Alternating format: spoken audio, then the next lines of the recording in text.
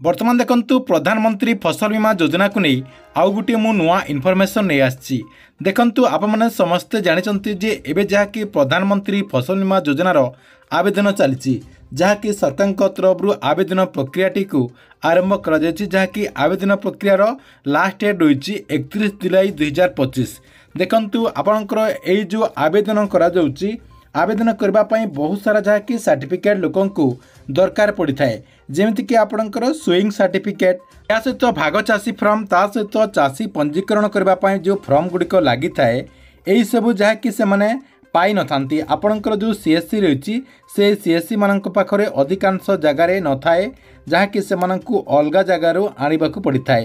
यही जो आपणकर फॉर्म गुड़िक रही जहाँकि प्रधानमंत्री फसल बीमा योजना अधीन में जहाँ भी फॉर्म गुड़िक लगुच जहाँ भी आपणकर सर्टिफिकेट गुड़िक लगुच से सब आपने केमिति निजे डाउनलोड करें।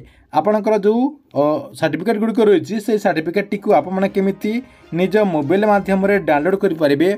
डाउनलोड करने कौन प्रोसेस रही आपको जहाँकि मुझे वीडियो माध्यम पूरा स्टेप बाय स्टेप जनदेवी आपने जहाँकि से प्रोसेस रे यही सर्टिफिकेट टी यही फॉर्म टी डाउनलोड करके आपने जहाँकि यही सर्टिफिकेट टी पूरण करके आपणकर जो फसल बीमा योजना रही से फसल बीमा योजना टी आवेदन करें। तेबे केमिति आपणकर यही फॉर्म टी यही सर्टिफिकेट टी डाउनलोड करें। डाउनलोड करने कौन प्रोसेस रही जहाँकि आपने ये वीडियो माध्यम पूरा डिटेल जानीपारे से भिडियोटी को बिना स्किप करके शेष पर्यंत देखंतु।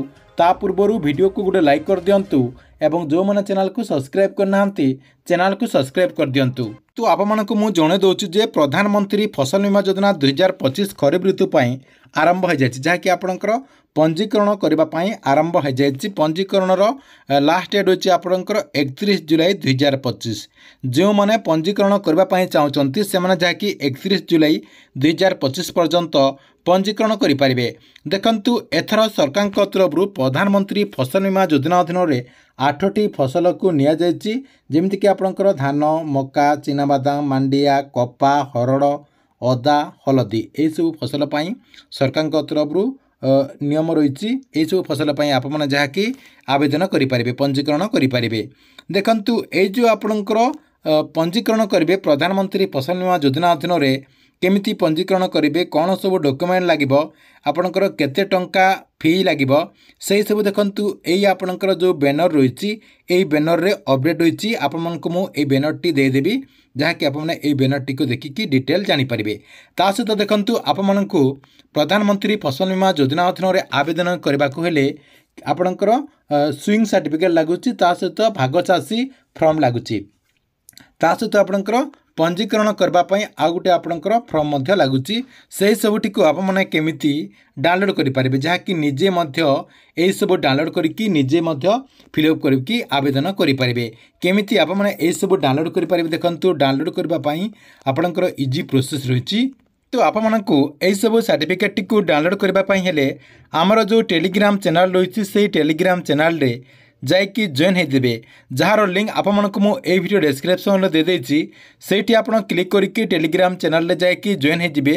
टेलीग्राम चैनल रे जॉइन होगला परे लास्ट रे देखंतु आपणकर प्रधानमंत्री फसल बीमा योजना को नहीं बैनर टी रही देखंतु। यही बैनर टी आपने प्रथम पाई पारिबे। नेक्स्ट देखंतु आपको टिके बैक करने को पड़ो। ऊपर देखंतु आपणकर स्विंग सर्टिफिकेट रही ये आपणकर स्विंग सर्टिफिकेट रही सहित आपणकर ये भाग चाषी जो फॉर्म रही सेटा रही फार्मर रजिस्ट्रेशन फॉर्म ये रही। देखंतु मुझे गोटे गोटे कर देखिदे देखंतु सेठी आप क्लिक करदे। क्लिक करदेला देखंतु पीडीएफ टी आसीगला। पीडीएफ टी आसीगला ये देखंतु आपणकर अणचाषी फसल बीमा निमंते आपणकर घोषणानामा रही ये आपणकर गोटे गला।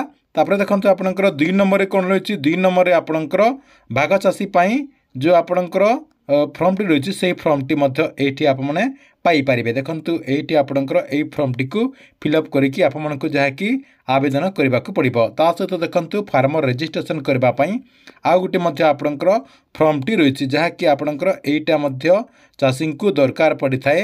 यही फॉर्म टी को आपने डाउनलोड कर नहीं। देखंतु यही प्रोसेस रे आपने आपणकर जो सर्टिफिकेट टी रही से सर्टिफिकेट टी को डाउनलोड करंतु।